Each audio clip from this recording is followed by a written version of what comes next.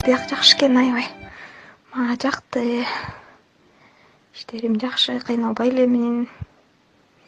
Ошол жакшы экен. Заграның жазатсаң, мен бир 7-8 кыз алып келмекмин, бирди эмес 7-8 кыз тартмакмын да биякачы. Ошто өзүм кругум өзүм менен болуп чогулуп тургандай.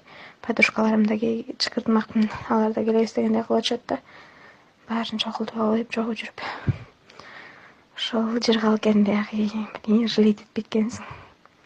Кыргыздын балдарын вообще унутат экенсиң.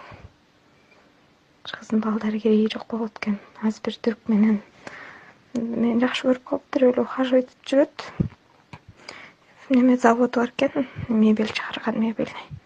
Өзүн бүт эмне десең ошону кылып атат азыр.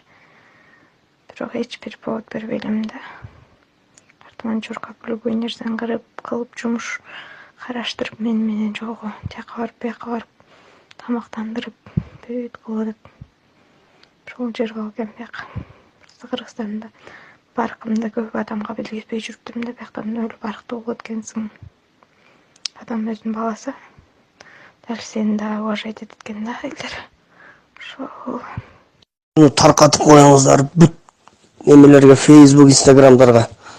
Өзүнчө Кыргызстанды тоготпой, кыргыздын жигиттерин тоготпогон маймыл кыздар чыгыптыр.